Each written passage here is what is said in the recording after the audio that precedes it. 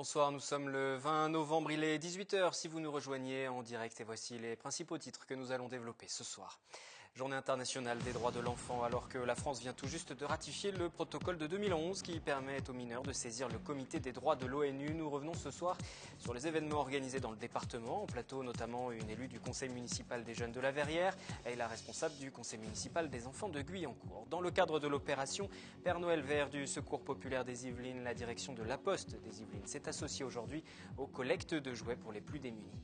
Homme politique de centre droit, maire, sénateur des Pyrénées-Orientales, Jean-Paul Alduy a aussi été en région parisienne directeur général de l'établissement public d'aménagement de Saint-Quentin en Yvelines, l'ancêtre de la communauté d'agglomération. Rencontre à suivre tout à l'heure à l'occasion de son passage à Saint-Quentin.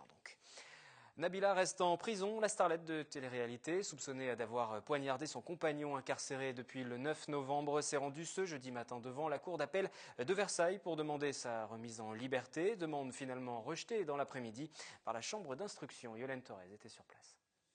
Peu après 9 h ce matin, Nabila Benatia, très tirée et visiblement éprouvée, est arrivée devant la chambre d'instruction de la cour d'appel de Versailles. La vedette de télé-réalité, soupçonnée d'avoir poignardé son compagnon, demande sa remise en liberté. Selon ses avocats, sa détention provisoire n'est plus nécessaire. Nous sommes venus dire à la Cour que cette détention provisoire doit être exceptionnelle, c'est la loi qui le dit. Et a fortiori lorsqu'il s'agit de l'incarcération d'une jeune femme de 22 ans. L'enquête a déjà évolué, que notamment la partie civile a été très longuement entendue, et que par conséquent, il n'y a plus lieu de craindre des concertations qui auraient pu peut-être altérer la sérénité de l'instruction. Incarcérée depuis une dizaine de jours à la maison d'arrêt de Versailles, Nabila traverse sa détention avec une grande force et ne se plaint jamais. C'est en tout cas les mots de ses avocats.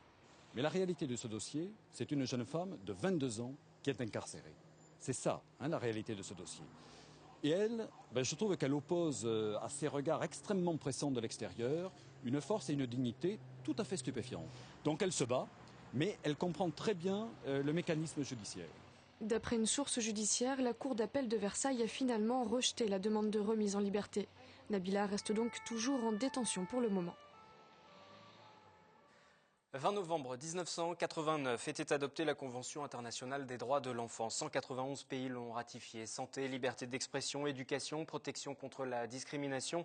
Elle permet de réaffirmer que l'enfant doit être respecté au même titre que l'adulte. Plusieurs actions sont organisées dans le monde. En France, dans les Yvelines, on notera le vendredi 29 novembre que les élus du conseil municipal des enfants de Guyancourt organisent leur 10e édition des droits de l'enfant. Tout au long de la journée, des élèves de CM1, de CM2, de 6e vont participer à divers ateliers. Bonsoir Jessica Moreno. Bonsoir. Vous êtes la responsable du conseil municipal de ces enfants de la ville, donc à Guyancourt. On notera aussi que le mercredi 26 novembre, ce sera au tour de la Verrière de se mobiliser avec le conseil des jeunes et l'association Enfants du Petit Pays. Bonsoir à Amel Tadj. Tu es membre du conseil des jeunes de la Verrière. Et bonsoir donc à Romulus Aquinocho. Bonsoir donc. Et Valérie Santor, vous êtes respectivement vice-président et responsable marketing de cette association des enfants du Petit Pays. On va commencer forcément aujourd'hui, comme c'est la journée des droits de l'enfant avec Amel, 14 ans. Journée des droits de l'enfant, ça représente quoi pour toi ? Alors c'est un jour où on va rendre hommage aux enfants et à leur attribuer leurs droits qu'ils méritent. C'est un moment important, c'est important de rappeler que les enfants Oui. ont des droits. Ouais. Je vais donner quand même quelques chiffres pour resituer la situation. 76 millions d'enfants en situation de pauvreté dans les 41 pays les plus riches de la planète. Chaque heure, ce sont 300 enfants qui meurent de malnutrition dans le monde. Pendant ce temps, en France, 300 000 enfants en danger de maltraitance, 600 000 qui souffrent de mal logement. Lorsque vous échangez au sein du conseil municipal des jeunes, vous parlez de telles problématiques. On parle forcément des droits des enfants lorsque ça va plutôt bien dans le pays. On ne se rend pas forcément compte que dans certains pays, c'est encore plus compliqué. Oui. Vous échangez autour de tout ça ? Comment ça se passe ? Oui, alors il y a plusieurs commissions et du coup, sur ces différentes commissions, on aborde les thèmes qu'on considère importants. Et bien effectivement, on va revenir sur les conditions de vie des enfants, etc. Les conditions de vie aussi qui sont importantes. Ce n'est pas uniquement l'aménagement des aires de jeu Oui. ou autres qui sont débattus au sein de ces conseils des jeunes. Justement, à Guyancourt, comment ça s'est mis en place, ce conseil municipal des enfants ? Donc à Guyancourt, le conseil municipal des enfants existe depuis 1990. Donc ça fait déjà 24 ans qu'on donne la parole aux enfants et ce qui leur permet d'exprimer leurs idées et de mettre en place des projets pour l'ensemble des enfants de la ville.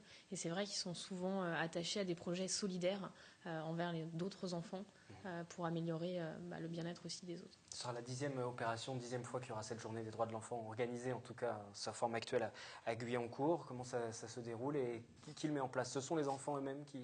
Alors, c'est le service plutôt directement qui le met en place, mais les enfants du conseil municipal nous accompagnent. La thématique cette année est en rapport aussi avec le centenaire de la guerre, puisqu'on va travailler sur les droits de l'enfant en période de conflit ou de guerre, montrer aussi l'importance de l'éducation et la chance qu'ils ont, notamment en France, d'avoir accès à l'éducation, de pouvoir aller à l'école, d'avoir accès à l'eau potable, chose qui n'est pas toujours facile dans d'autres pays dans le monde. Et comment ça va se dérouler pour cette journée concrètement? Donc on travaille avec des partenaires vendredi, de la ville. C'est demain. Voilà, tout à fait, et des partenaires tels que l'UNICEF, Amnesty ou la Croix-Rouge, et ils vont mettre en place des ateliers de 40 minutes pour sensibiliser les enfants de la ville. Donc ça touche les enfants de CM2 et de 6e, donc on a à peu près 500 enfants sur la journée, et ils viennent participer à des ateliers, et échanger, débattre de leurs droits. Et il y a aussi également le penchant qui sont leurs devoirs. Les devoirs également, même si on parle beaucoup des droits. Les devoirs aussi, les plus jeunes en sont conscients. Il y a des devoirs aussi quand on est jeune? Alors oui, il y a devoir respecter les autres. C'est difficile un peu d'apprendre ça aux enfants, mais je pense qu'il n'y a pas que il y a que des droits, il y a des devoirs, et donc ils doivent respecter les autres, obéir, mais aussi savoir défendre leurs idées. Les enfants sont des adultes comme les autres, c'est ce qu'on disait un petit peu en introduction tout à l'heure. On en vient donc à La Verrière, à cet événement organisé. Ce sera le 26 novembre au Scarabée. Travail mené notamment avec votre association. On va présenter l'association dans un instant, mais comment concrètement vous allez vous impliquer sur cette journée? Alors donc le 26, il y aura, un atelier au Scarabée avec des contes. De 9h à 11h30, on va recevoir les enfants de maternelle avec différentes activités comme chant, danse, scène ouverte aux enfants. Et puis il y aura un concours de dessin. Et les enfants seront remerciés par EPP, Enfants du Petit Pays, avec des cadeaux. Et l'après-midi, à partir de 14h, donc, on recevra des enfants des écoles primaires. Donc pareil, là, il y aura chant, danse, conte. Et puis, ce qui est important, il y aura aussi un débat sur les droits des enfants. Et les enfants seront remerciés par... il y aura aussi la présentation de Amnesty International. Donc, ils vont expliquer les actions qu'ils mènent, qui y sont. Et puis ensuite, il y aura un concours de dessin, des libérations. On va leur donner des cadeaux. Et puis EPP leur montrera que le geste qu'ils ont fait est super important ce jour-là. Et on leur donnera aussi un cadeau. Vous avez travaillé avec le conseil municipal des jeunes de la commune pour mettre en place tout ça? Oui. Il y a eu un échange? Oui, tout a été fait en partenariat avec Amnesty International, avec aussi la mairie de La Verrière, et puis toutes les écoles, la plupart des écoles de La Verrière également. Et comment vous les trouvez, ces jeunes, très réceptifs à toutes ces problématiques, très impliqués? En général, oui. Ouais. Parce que il faut dire que EPP a l'habitude de mener des actions avec des enfants, et j'ai pu y assister, et franchement, en général, ils répondent toujours présents. L'objectif de l'association, aider à l'intégration des immigrés, soutenir les familles défavorisées. Vous pouvez nous représenter un petit peu cette association Enfants du Petit Pays? Il y a une adresse internet notamment qui s'affiche pendant qu'on parle. Oui, tout à fait. Donc, Enfants du Petit Pays est une association socio-humanitaire, donc, dont le premier objectif, c'est l'intégration, donc à travers les interassociations, c'est-à-dire, effectivement, on dit petit pays, on vient tous d'un petit pays. Et pour faciliter l'intégration, passer par différentes associations, ça aide beaucoup. Donc c'est la première des choses. Ensuite, c'est vrai que nous, on vise aussi un développement à l'international à travers les enfants, c'est-à-dire l'aide scolaire. Donc c'est très important puisque les enfants d'aujourd'hui seront les adultes de demain. Donc ça commence dès le début. Donc voilà, c'est principalement les points sur lesquels travaille Enfants du Petit Pays. Et donc le travail qui sera mené le 26 à l'occasion de cette journée des droits de l'enfant, le 26 pour La Verrière, le 22 pour Guyancourt, et tout cela est piloté bien souvent par les conseils municipaux des plus jeunes, des jeunes ou des enfants, ça dépend des communes. Comment tu t'es impliqué, toi, dans le conseil municipal des jeunes de La Verrière? Alors, à quel moment tu en as eu connaissance? Alors dès le début, en fait, dans toute la ville, il y avait des affiches, etc. Et donc, je me suis dit que ça serait bien de m'impliquer un peu dans la ville, de voir son fonctionnement, etc. Et donc, j'ai décidé de me proposer. Après, on a été élus. Et lorsque j'ai été élue, on a choisi nos commissions. Et c'est là, en fait, qu'on a commencé à nous impliquer vraiment, à choisir faire des propositions pour des projets, etc. Tu sièges dans quelle commission? Action de solidarité. Et alors, qu'est-ce que tu as envie de mener comme projet? Qu'est-ce que tu mènes comme projet? Alors, il y a des actions que j'ai déjà réalisées, comme un resto du cœur, en fait. Avec les restos du cœur, on a décidé de faire un luxo resto, on appelait ça comme ça. C'est un repas solidaire. Et tous les bénéficiaires des Restos du Cœur étaient invités dans une salle du Scarabée et mangeaient dîner gratuitement. Donc le repas il a été assuré par des jeunes de la ville qui s'étaient proposés. Et ça avait plutôt bien marché. Et alors, qu'est-ce que tu en ressors, toi, de cette expérience? Ça t'enrichit aussi, toi? Tu te dis que c'est bien de s'impliquer. Pourquoi pas s'impliquer aussi plus tard, une fois adulte, au sein des conseils municipaux? Ça m'a apporté beaucoup de choses parce que grâce à ça, j'ai pu...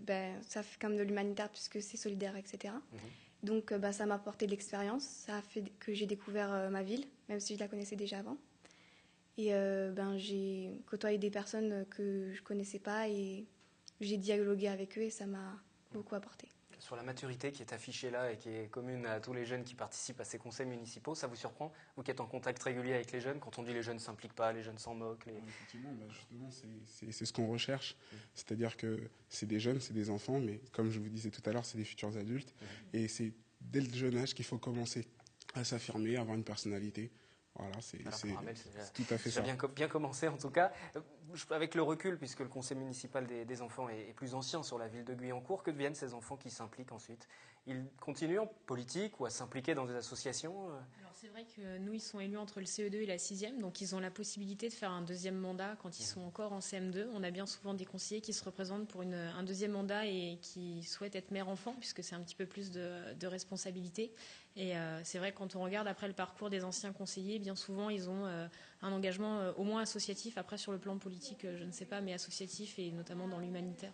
Tu vas continuer à t'impliquer, même dans l'humanitaire plus tard et tout ça? Merci beaucoup à tous les quatre d'être venus à l'occasion de cette journée des droits de l'enfant. Guyancourt qui va célébrer l'événement le vendredi, donc dès demain. Ce sera mercredi au Scarabée à Guyancourt, notamment avec votre association qui œuvre sur la ville et qu'on peut régulièrement contacter. Je le redis, les coordonnées qui sont affichées. Merci encore à vous quatre. À l'occasion des droits de l'enfant, nous avons aussi sollicité notre jeune stagiaire de 3e, actuellement en observation au sein de la rédaction de TV Fil. C'est donc Thomas qui a œuvré pour la séquence qui va suivre notre question du jour. Bonjour, je m'appelle Thomas, j'ai 14 ans et je suis actuellement en 3e. J'effectue des stages. Aujourd'hui, j'en effectue un à TV Fil 78 où j'ai interrogé des gens pour la Journée internationale des droits de l'enfant. La question étant, pour vous, quels sont les droits des enfants? Pour vous, quels sont les droits des enfants? C'est déjà d'être libre, de pouvoir s'exprimer, surtout d'être bien traité. Les enfants de maintenant sont beaucoup plus avantagés qu'à mon époque, qu'à l'époque des gens qui ont 70 ans comme moi. Ah, tout à fait, les enfants doivent avoir des droits, mais les enfants doivent aussi avoir des devoirs. Et il ne faut pas que les droits des enfants empiètent sur les devoirs des enfants. Pour vous, quels sont les droits des enfants? Qui doit être, si vous voulez, honoré, logé, respecté, et puis voilà. Qu'ils soient surtout heureux, qu'ils aient ce qu'ils veulent. Quand on est enfant, on a envie d'être heureux. Que le Père Noël soit généreux. Nous poursuivons cette page dédiée à la Journée internationale des droits de l'enfant et bienvenue à présent au plateau à Hélène Antonetti qui est photographe, bonsoir, et à Marina Cardoso, bonsoir, professeure des écoles, aussi photographe. Vous êtes donc d'Elancourt, nous allons continuer à parler des droits de l'enfant avec une exposition à la ferme du Mousseau dont on va voir les images dans un instant, exposition qui se tient en ce moment, des photographies autour de la vie dans les écoles, d'Elancourt jusqu'en Inde, une soixantaine de clichés pour comprendre comment on étudie en classe, la cour de récréation, la façon dont ça se déroule. Le réfectoire aussi, c'est le fruit de votre travail. Comment est venue l'idée de cette exposition? C'est une rencontre? Alors, l'idée, c'était que moi, je suis photographe à la ville d'Elancourt. Et l'année dernière, j'ai fait beaucoup de photos autour du numérique à l'école. Et j'ai vu ces enfants, ces petits Élancourtois qui travaillaient sur les tablettes avec beaucoup d'aisance. Et j'avais envie de leur renvoyer une image qui se voit en image en fait, qui se voit et qui se compare avec d'autres pays, avec d'autres enfants de pays. Et donc du coup, j'ai commencé à faire des photos au Maroc, sauf que j'avais pas assez de matière et je savais que Marina, on est amies et Marina, elle est enseignante et c'est un sujet qui la touche beaucoup. Et du coup, elle avait fait pas mal de photos en Inde, au Pérou et là, du coup, on a été complémentaires. En tant qu'enseignante, justement, sur cette opération, vous associez les enfants de votre classe, j'imagine, à tout ça? Pour ce qui est des enfants de ma classe, j'ai surtout eu un travail préparatoire pour préparer un petit peu les dessins de l'exposition, parce que les photos sont accompagnées de dessins. sur les représentations avant tout des enfants. On est beaucoup parti de ça. Donc leur idée de ce qu'était l'école ailleurs, de ce que pouvait être l'école en Inde, au Panama, tout ça. Donc aussi en accompagnant les voyages d'Hélène. Et on a surtout pris des clichés, parce que autorisation parentale, etc., de vue extérieure. Voilà. Le travail s'est fait par thématique ensuite? Tout à fait. Bureau, tableau, organisation en classe, cours d'école? Voilà. Ça a été pensé plutôt comme ça, en thème, de façon à ce qu'on puisse travailler en regard avec les élèves. Quand ils viennent, ils échangent autour d'un thème. Et effectivement, on a pensé la scénographie, pas par pays, mais effectivement par thème, pour pouvoir... Qu'ils puissent trouver des points communs, des différences. Voilà, Justement, qu'est-ce qui les interpelle? Il y a 6 classes déjà qui ont visité l'exposition. Oui. Il en ressort quoi? Qu'est-ce qu'ils vous disent? Il en resserre beaucoup de curiosité. Ils sont très intéressés. Ils portent aucun jugement, et ça c'est génial. Ils sont vraiment ils sont très intéressés. Finalement, ce qui les rassemble, c'est que ils aiment apprendre. Ils apprennent tous avec beaucoup d'attention, mais que c'est la manière finalement. C'est le support qui va changer. Il y en a qui sont assis par terre, il y en a qui sont assis sur des tables, mais finalement ils apprennent la même chose. Des valeurs universelles. Donc, ça fait naître la discussion entre ces enfants, vous l'avez constaté? On l'a ressenti, oui. Ouais. On l'a ressenti, et effectivement, les clichés permettent d'engager des discussions, et toutes les visites sont différentes, parce que finalement, on part de ce que les enfants voient, ce qu'ils ressentent, et c'est ça qui est enrichissant pour nous aussi, parce que finalement, ils nous apportent aussi leur regard un peu curieux, et c'est tout à fait Du coup, ils ont envie de raconter aussi comment ça se passe tout dans leur fait. classe. Là, hier, on a eu un garçon qui venait d'arriver de Mauritanie. Voilà, il venait d'être scolarisé depuis très peu de temps. Et du coup, en ressortant, il a eu envie d'expliquer à ses camarades comment ça se passait pour lui, l'école en Mauritanie. Et donc, on se dit que les échanges se font dans ce lieu qui est la ferme du Mousseau, mais aussi, ça va continuer à l'école, à l'extérieur. Voilà. Et ce sera jusqu'au 23 novembre, l'exposition ouverte au public. Exactement. Et le but, c'est ensuite que ce soit itinérant ou de rester sur quelque chose de... On essaie. C'est ce que vous souhaitez. Voilà. Donc, vous sollicitez d'autres municipalités. C'est le moment de lancer un un appel éventuellement. Exactement. On est là. Très bien. Merci à toutes les deux. Expositions à découvrir. Donc, des écoles du monde. C'est à la ferme du Mousseau à Eloncourt. Merci donc. La suite de ce journal, c'est avec le forum du recrutement de Coignères, 12e édition. Nous avons suivi Abderrahman, 31 ans, en recherche d'emploi. Il a déjà cumulé de nombreux petits boulots, mais il peine à obtenir un emploi durable. Vous allez le voir, reportage d'Anthony Reich. Armé de sa pile de CV, Abderrahman vient tenter sa chance parmi les centaines de candidats dans les allées de ce forum de recrutement. À 31 ans, ce père de 3 enfants a un peu fait tous les métiers. De chauffeur-livreur en passant par maçon ou aide à la personne, ce ne sont pas les compétences qui manquent sur son CV. C'est vrai que c'est compliqué. Oui, je ne vous le mens pas, c'est très compliqué de trouver du travail, malgré que j'ai de l'expérience. Après avoir discuté avec 2 recruteurs, il s'arrête au stand de cette entreprise spécialisée dans la toiture et l'isolation de maisons. Vous faites un peu de toiture, façade, isolation, menuiserie. Bon, en fait, moi, j'ai fait un petit peu de maçonnerie, j'ai fait du bâtiment. 5 minutes d'entretien, il ressort avec un peu d'espoir. Bon, ça s'est passé pas mal, hein. On m'a expliqué comment l'entreprise fonctionnait. Et justement, ça m'intéresse, si tout se passe bien. D'après la personne là, qui recrute, ils m'ont dit que, comme quoi, normalement, il y a de l'opportunité dans ce métier-là et qui recherche aussi. Lors de cette 12e journée de recrutement à Coignères, 35 entreprises étaient présentes. La plupart proposent des postes en CDI sur Saint-Quentin-en-Yvelines ou sa région. On est ouvert à tout type de profil en fait. On n'a pas d'arrêt comme on vous disait. C'est pour ça qu'on est présent sur le salon. Donc que ce soit junior, senior, après c'est la motivation qui compte sur les emplois de commerciaux notamment et le savoir-être face aux clients. Donc à partir du moment où les gens ont la capacité à faire les choses et ont le projet à faire les choses, on est ouvert à tout type de profil. Dans les Yvelines, 7,2% des personnes actives étaient au chômage au mois d'octobre. Et pour l'actualité économique, vous avez rendez-vous juste après ce journal avec Florane Parfait pour Fil Éco, le magazine de la rédaction, chaque jeudi 18h30 pour la première diffusion en direct.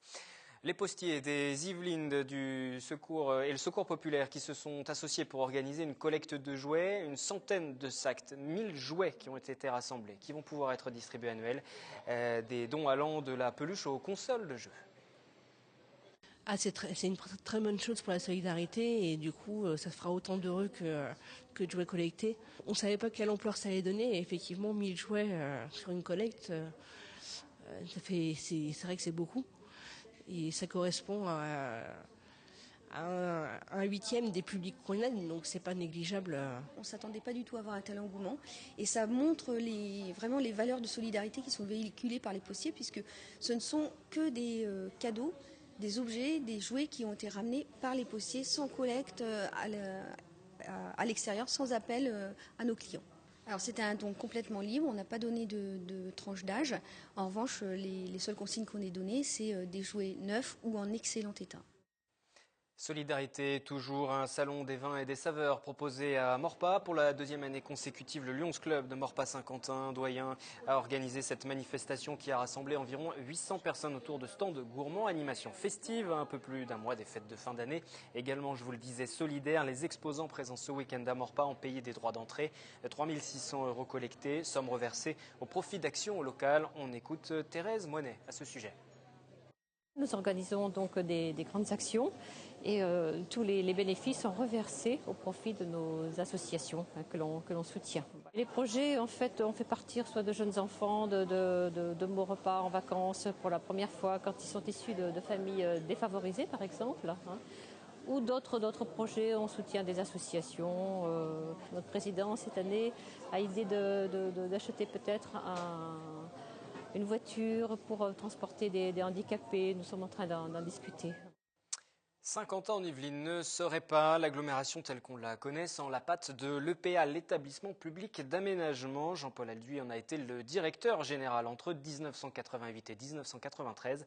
5 années où tout s'est joué, tout s'est accéléré. Il revient sur les principaux dossiers. Nous l'avons rencontré. Il était sur Saint-Quentin en Yvelines récemment. Jean-Paul Alduy n'était jamais revenu à Saint-Quentin en Yvelines, une agglomération qu'il a quittée en 1993. Il était alors directeur général de l'établissement public d'aménagement. 20 ans plus tard, celui que l'on appelait Zébulon en raison de son énergie à faire les choses est revenu à Saint-Quentin en Yvelines pour y présenter son dernier ouvrage, non sans émotion. Une sorte de pudeur à revenir sur un territoire que j'avais quitté et où s'était achevé ma vie de fonctionnaire d'État, de technicien de la ville. C'est au théâtre de Saint-Quentin en Yvelines qu'il est venu rencontrer ses anciens collègues et amis. Il se souvient que le théâtre n'a jamais été terminé. Normalement, sur la façade du théâtre, dans les petites alvéoles que vous voyez, il devait y avoir des statues. Il manque des statues sur cette façade. Il manque tout. Il faudra un jour que l'on mette dans chacune de ces niches une statue telle que c'était prévu dans le premier projet. Autre souvenir fort, le technocentre Renault à Guyancourt. Sa dernière décision, la vente des terrains à la régie Renault, une histoire surprenante.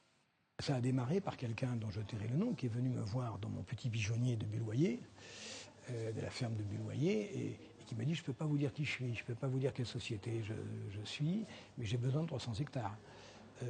Et c'est pour produire 300, 400, 500, 600 000 mètres carrés, on ne sait pas. » Ça fait drôle quand même, quelqu'un vous dites c'est un charlatan. C'était sérieux. Et je ne pouvais même pas donner le nom de l'entreprise à Roland Nadeau. Il fallait qu'il me fasse confiance. Et oui, parce que, on est entre nous, le projet de la régie Renault, s'il s'est bruité, c'était des grèves. Le regard que Jean-Paul Alduy porte aujourd'hui sur la communauté d'agglomération de Saint-Quentin en Yvelines est dithyrambique. Sans autre forme de réserve, il parle d'un exemple unique au monde. Il y a des tas de vies nouvelles, mais les autres vies nouvelles sont des vies nouvelles essentiellement d'habitat.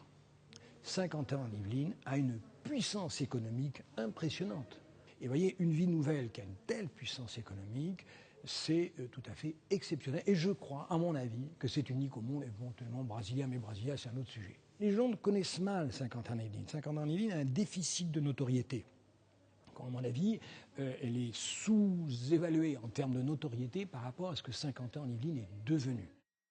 Un dossier, malgré tout, Saint-Quentin-en-Yvelines aurait pu aller plus vite, selon Jean-Paul Alduy, la ville intelligente.